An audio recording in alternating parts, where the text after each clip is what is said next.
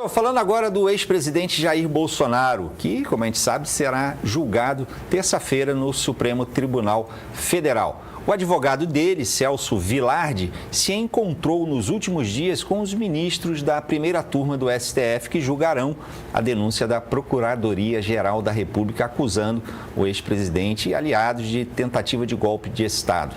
Em todas essas agendas, Vilardi estaria entregando memorandos com os principais pontos da defesa, fazendo questão de destacar a falta de acesso à íntegra das mídias e também as supostas ilegalidades envolvendo a delação do ex-ajudante de ordens Mauro Cid.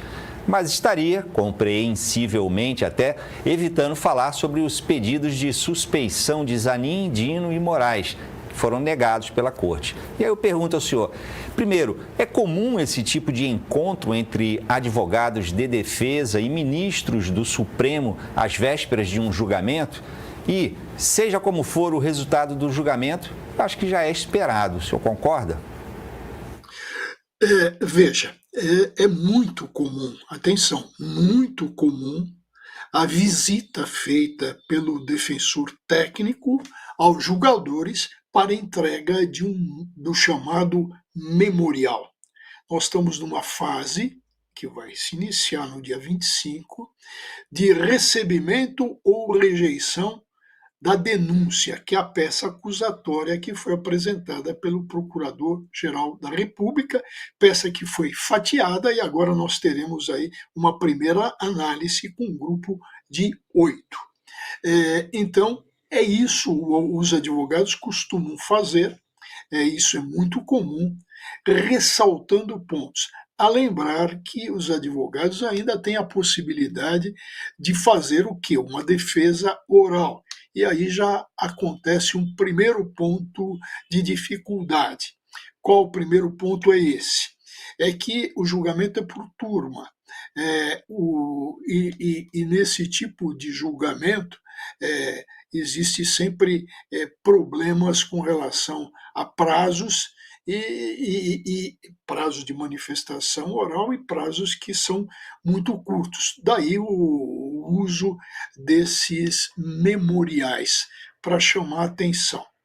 Quanto ao ponto que diz respeito à não aceitação pelo Tribunal Pleno, por maioria de votos, ou melhor, só teve um voto a aceitar a tese de impedimento e suspeição do Moraes e do ministro Flávio Dino, se julgou que não há suspeição ou impedimento. Como entender isso, que é muito difícil, Tardan, para o leigo dominar isso?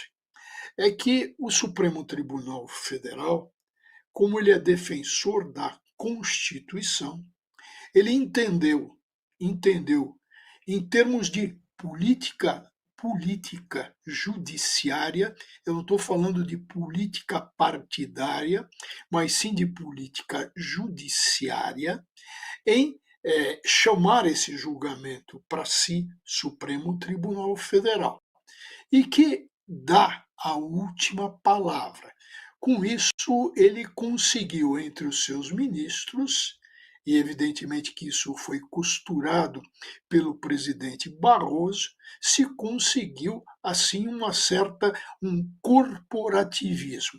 Essa é uma questão que eles estão decidindo politicamente, porque tecnicamente, atenção, tecnicamente, o que ocorre? O impedimento e a suspeição do Moraes e do Dino é muito evidente, muito evidente. O nosso sistema não admite que o ministério, ou que um juiz faça o quê? Parte de apurações. Veja que o Moraes decretou prisões, determinou investigações, buscas e apreensões, interceptações telefônicas, bloqueios, entrega de passaportes. Veja, ele teve na fase pré-processual, uma atuação de juiz de instrução, de juiz acusador. Isso não é admitido em hipótese alguma. E o Dino teve, isso vou repetir mais uma vez, teve uma atuação.